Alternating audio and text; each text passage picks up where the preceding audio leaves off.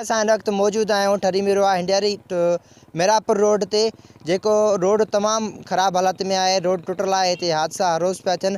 अचो त हितां जा सफ़र कंदड़ ऐं मुसाफ़िर, हितां जा जेके रहवासी आहिनि, उन सां ॻाल्हि ॿोल कयूं त हिन जो छा चवणु आहे। टाइम थी वियो आहे, असांजो रोड ख़राबु लॻो पियो आहे, रोड ठाहिनि कोन था।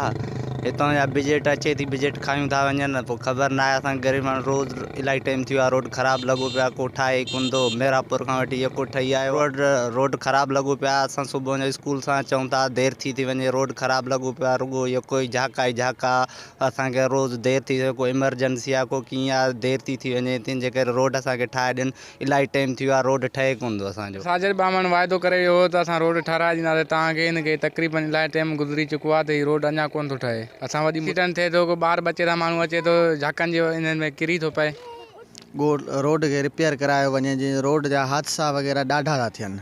तव्हांजी रोड जी ॾिसो हालत, ॾिसो सॼो रोड ख़राबु लॻो पियो आहे। रोड असां MNA MP खे गुज़ारिश आहे, साईं फज़ुल शाह खे, साजिद बामण खे, महिरबानी करे असांखे रोड ठाराए ॾिनो वञे। साजिद बामण वाइदो असां सां करे वियो, तव्हांखे रोड ठाराए ॾींदासीं। साजिद बामण हाणे ॿियों साल आहे, इलेक्शन खे 2 साल थी विया आहिनि। साजिद बामण हाणे लड़े नथो दस्तियुनि ॾे। हू मोती फ़ोती ॾे इलेक्शन थींदी त मोती फ़ोती ॾे ईंदो। हाणे साजिद बामण किथे आहे? फज़ुल शाह किथे आहे? फज़ुल शाह असांखे रोड ठाराए ॾिए, छो नथो ठाराए ॾिए? असां फज़ुल शाह खे MNA MP खे इहा था गुज़ारिश कयूं त असांखे महिरबानी करे रोड ठाराए ॾिनो वञे।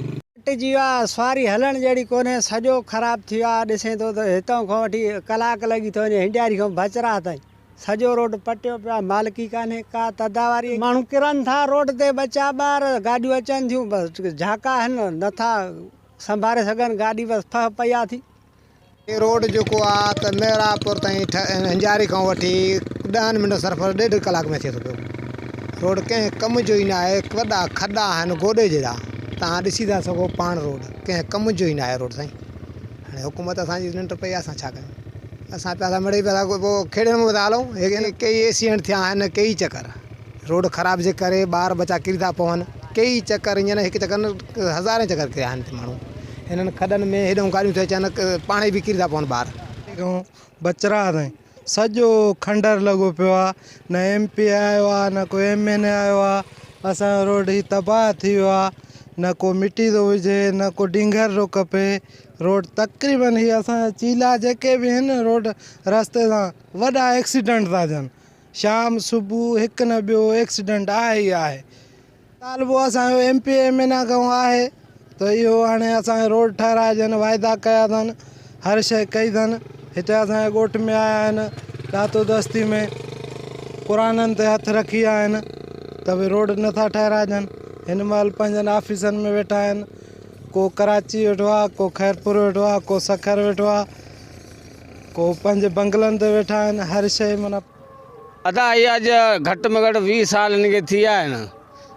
कागज़नि जे हिसाब सां त 5-10 दफ़ा ठही वियो आहे, बाक़ी हालत इहा आहे, न का मोटरसाइकिल थी हले, न का ॻाल्हि आहे, न पंधु आहे। इन खां ठाहे उहो कचो कंदो, उहो बि चङो आहे न। असांखे ठाहे ॾियनि। इहे MP MNA जेके थियनि था, इहे खाई पी पंहिंजे ॻोठ वञी पिया सुम्ही था पवनि। हू जे वोटनि जे महिल त अचनि था, का बि सहूलियत का बि कान्हे। तकलीफ़ हर तकलीफ़ आहे, का बि सहूलियत कान्हे। न का रस्ते जी आहे, न ॻाल्हि आहे, का बीमारी आहे सीमारी, कुझु बि थिए थो त जॾहिं वञी का खसी मोटरसाइकिल नथी हली सघे।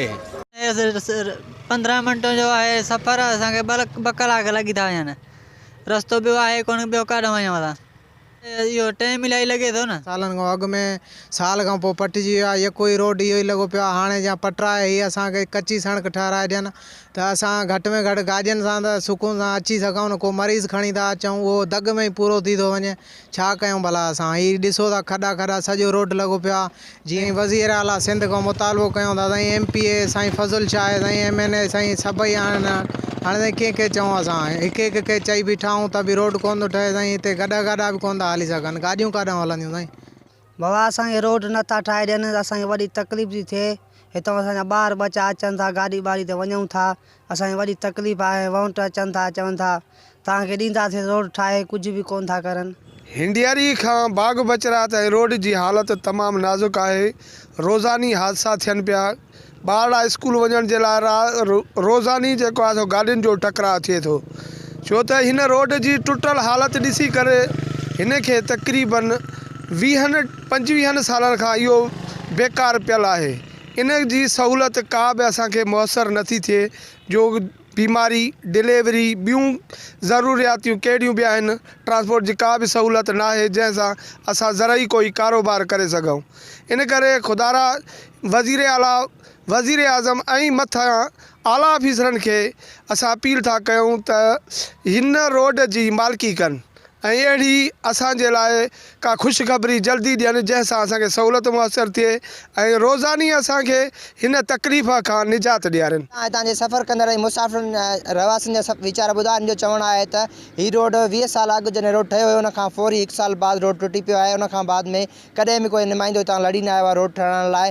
कागज़ी कार्रवाई में त रोड ठहंदो रहे थो, पर हिते अमली तौर कॾहिं बि रोड न आहे ठहियो। रोड ख़राबु हुजण जे करे केतिरा ई भेरा हादसा थियनि पिया, हर रोज़ हादसा थियनि पिया। ऐं सफ़र जेको आहे 20 मिंटनि जो आहे, पर रोड ख़राबु हुजण जे करे 2 कलाक सफ़र थियो वञे। असां इन हवाले सां तक जे नुमाइंदे MP साजिद बामण सां राब्तो कयोसीं, पर उन मौक़ुफ़ ॾियण खां फौरी इनकार करे छॾियो। कैमरामैन ज़मीर अहमद शर सां गॾु अब्दुल फ़त्तार शर, KTN न्यूज़, ठरी।